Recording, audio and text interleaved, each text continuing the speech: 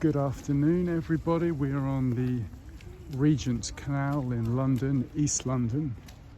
It is Thursday, November 12, approximately 1 o'clock, I think, 1:30. Pretty mild day, I think. Temperature topping out at about 12 Celsius, that's 54 Fahrenheit. And the plan this afternoon is basically to walk a small stretch of the Regents Canal, which is part of the longer Grand Union Canal, to give you a glimpse of East London.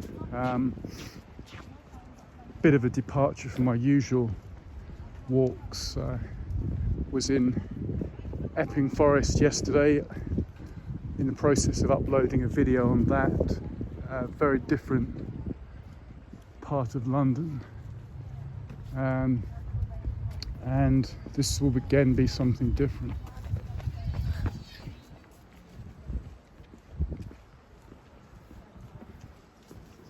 I have been walking the London Canal for many years, and this stretch is one I know very well.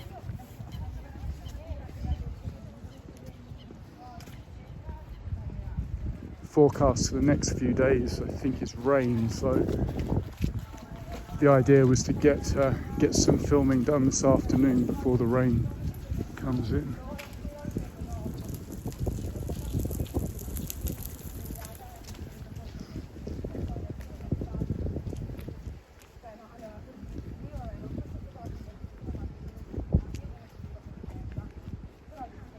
This part of London is on the change from the border of Hackney going into Tower Hamlets.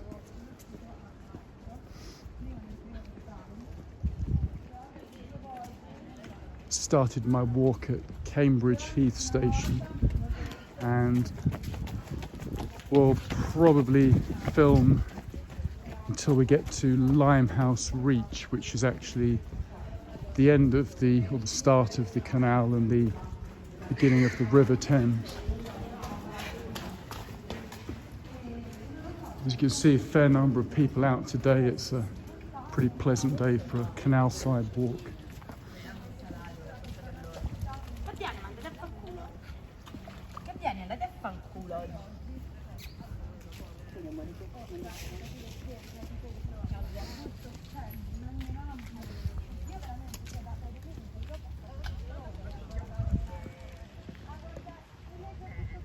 Yeah, the British Canal network covers a large part of the country, from London in the south, goes up through the Midlands to Birmingham, and from Birmingham goes further up to Liverpool, Manchester, Leeds.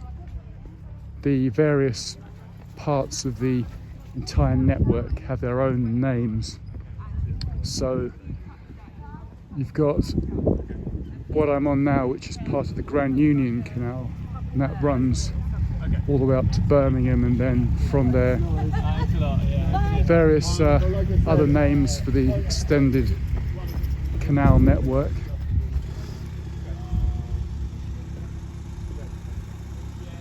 Know nothing about the rules and regulations having a boat on the canal.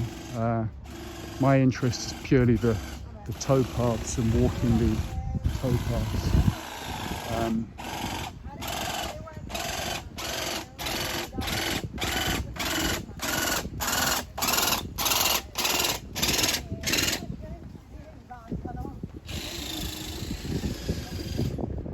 When I see the canal boats, they have to navigate the locks, so every,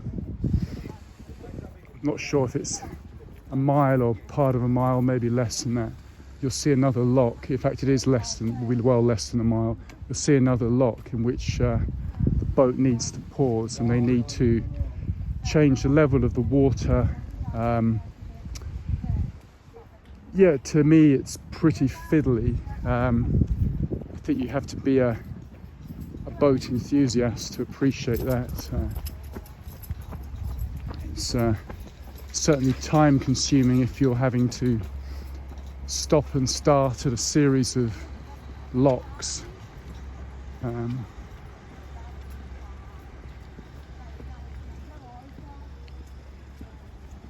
Because the footways are very flat, they're great. They're great places to cycle. Less so this current stretch, which, as you see, there are cyclists on it, but it's quite heavy with pedestrianisation. So this is one part of the canal network I would not cycle on. My preference is for an area on the Lee River Canal, which has less people, less pedestrians, and I think it's a great cycling area.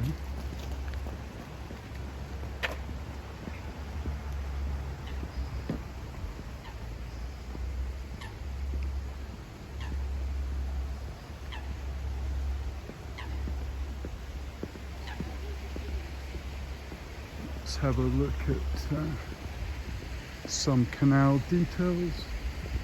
Yep, you can see a bit of water coming out the base of that.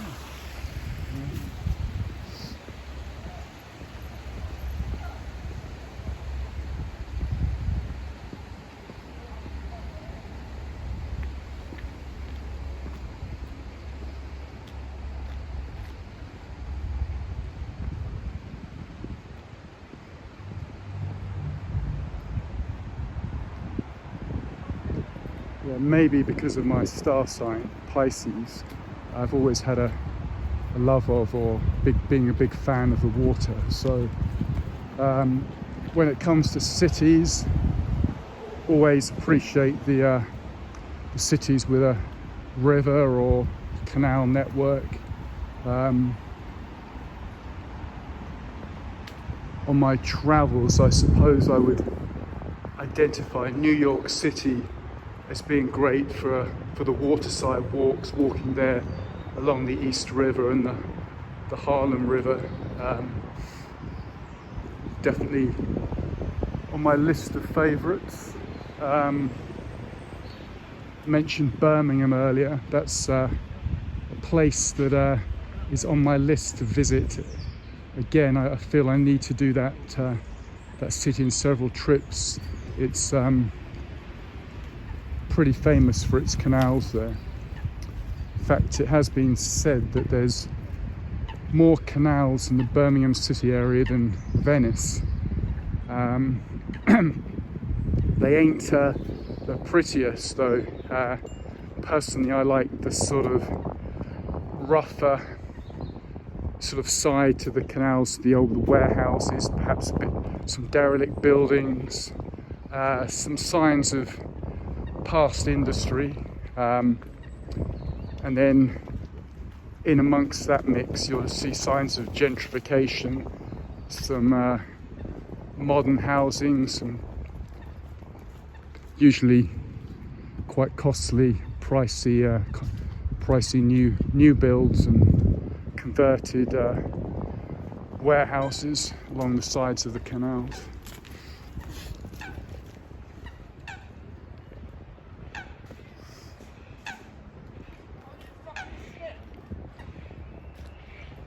So this is the first canal video I'm doing, but you'll see a hell of a lot more because it's one of my favourite walking terrains.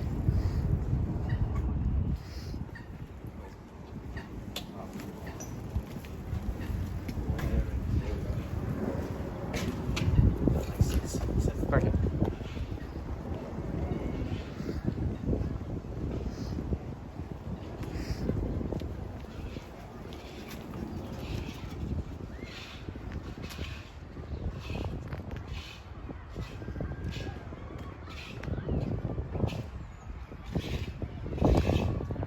I'm Kent Davidson, and pretty new YouTuber, so as I say in all my videos, appreciate your likes, give a thumbs up, maybe post some comments, good or bad.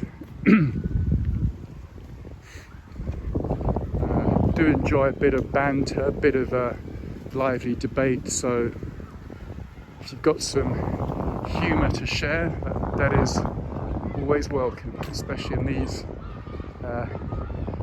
times.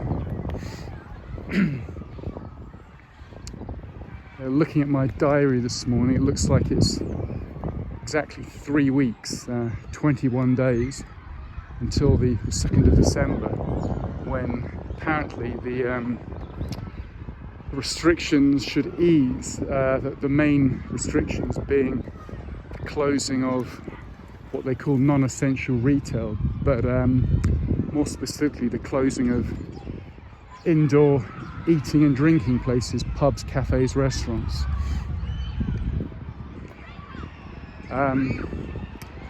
The significant point for me is that a cafe gives you a place to, the price of a coffee gives you a place to rest up for as long as you want, really. Especially as we're moving into the autumn, winter.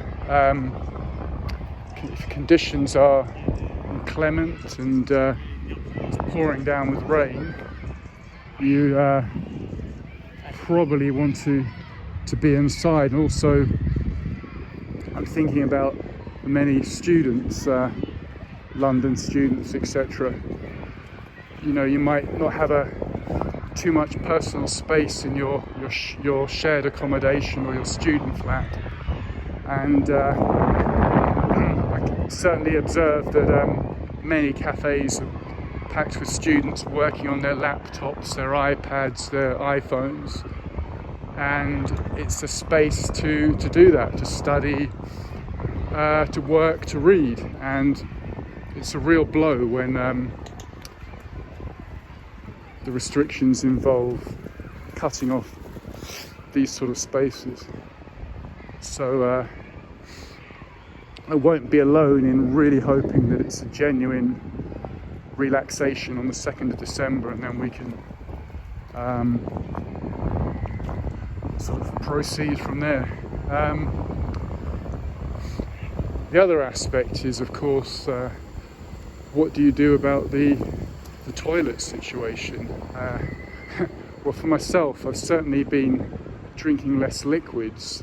As a guy, it's easier, I suppose, and there's certainly some public toilets available in various public parks, so I know where to go there. So it's a real problem because obviously, yes, you can get a takeaway coffee, a takeaway tea, but then you drink it, and then if you're in the city, you then got a problem of where do you find the toilet.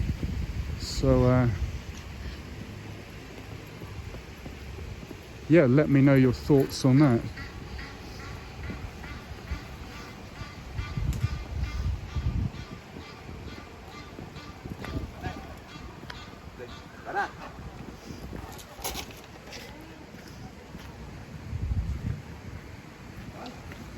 Let's have a look. I can hear some rushing water.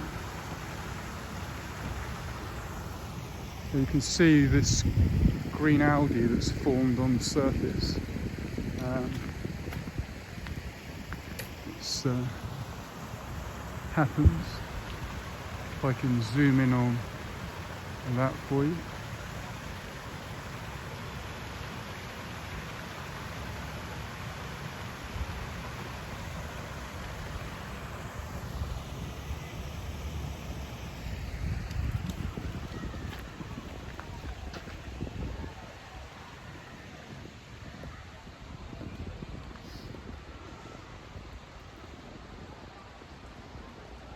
Yes, it's warming up now, so very pleasant walking.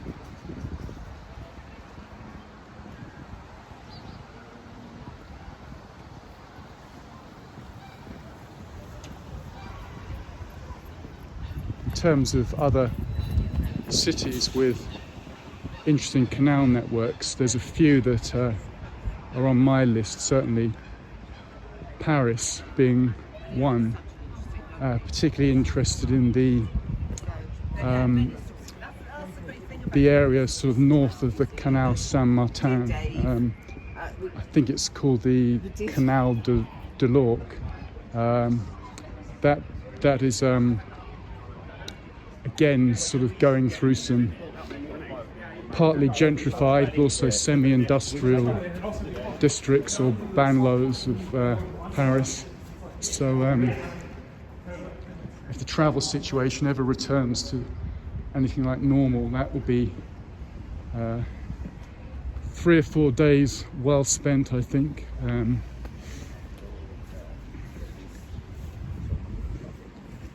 Amsterdam, of course, being another famous canal city. You've got the sort of ex-Flemish, now Belgian places of Ghent, Bruges, Antwerp. I believe they're all towns with a canal area.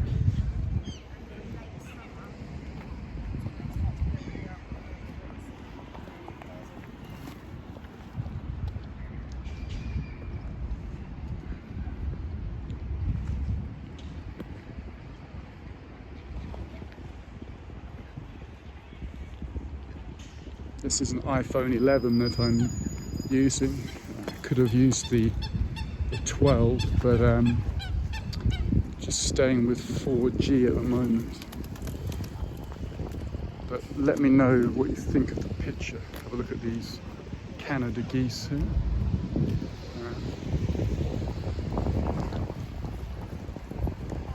So far I think the quality of the images are not too bad. My main issue is that I've had problems trying to upload these videos. It says iCloud storage full, so I sort of checked that out, and then it just seems to take incredibly long time for even a 10-minute video to upload. So if there's any techies out there, perhaps they can let me know where I've been going wrong with that.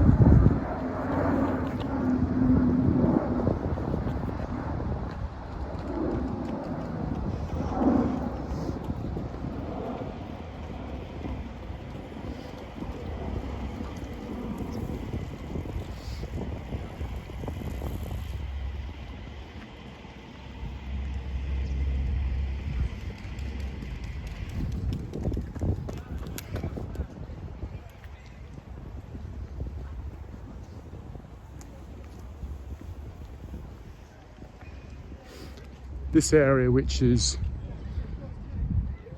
Limehouse,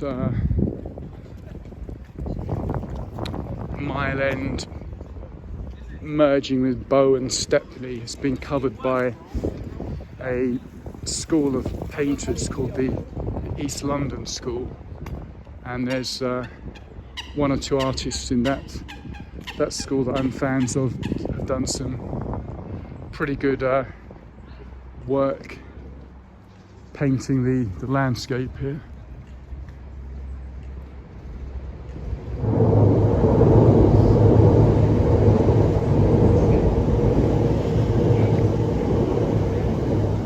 There's 2 painters in particular that I'm thinking of that I do admire for London. There's a British watercolourist called David Gentleman, who's a London resident. He lives in Camden Town in London. I believe he's quite elderly now, sort of over 80, but his monographs on London, Britain, he's also done Paris and Italy and India, are well worth checking out. Just something about his work really appeals to me. So that was David Gentleman, British watercolourist.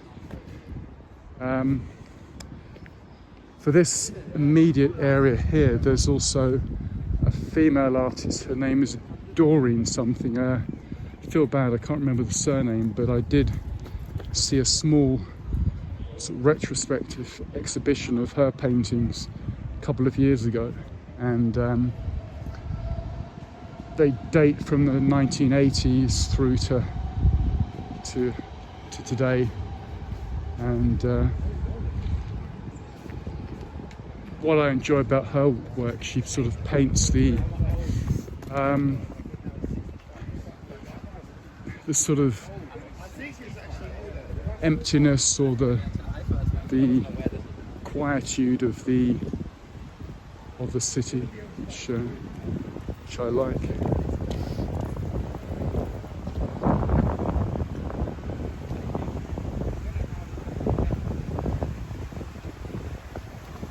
So I think the filming today will be in two parts. The first part will be this stretch of the canal. Then I'll stop, eat my packed lunch, my sandwich, my apple, and I'll then carry on walking along the River Thames. So I'll show you the river in its glory, and we'll get a look at this little detail here.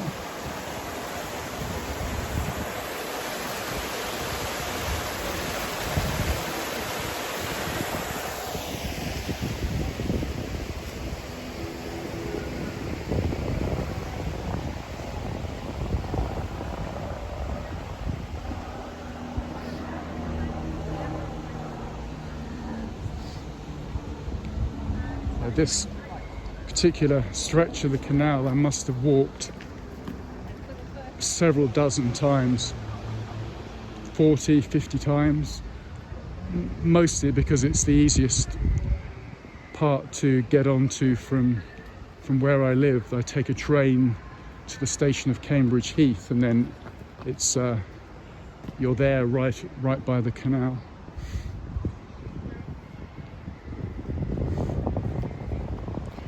Any stations or locations I mention, I recommend that you look them up on a map of London, or check out the London Underground tube map, and you'll see where I've been and have an idea if it's something you'd like to check out for yourself.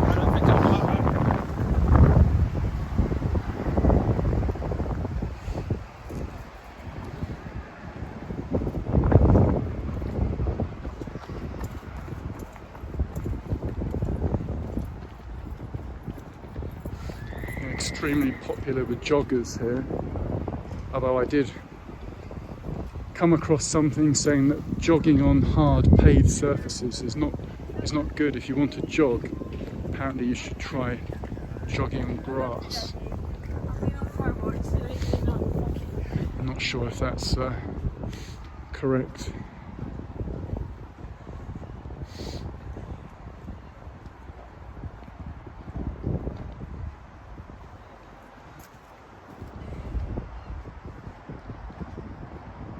So the canal is now coming into a place called Limehouse Marina, Limehouse Reach, which is on the river.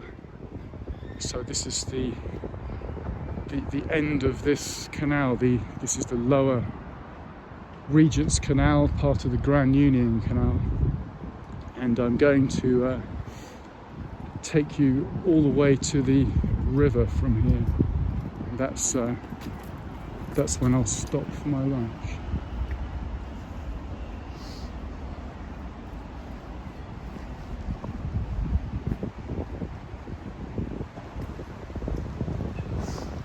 Aim to make this video about 30 minutes, and then the second part later this afternoon of a similar length, again about 30 minutes.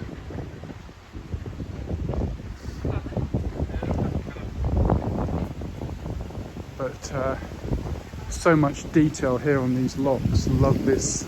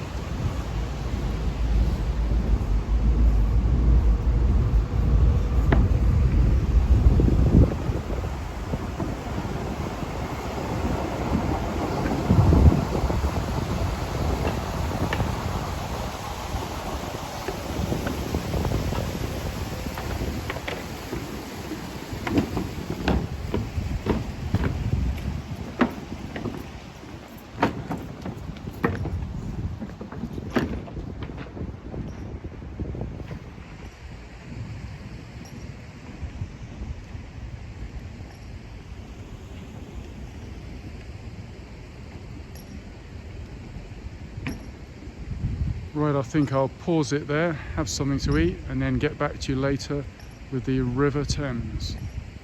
Thank you for watching.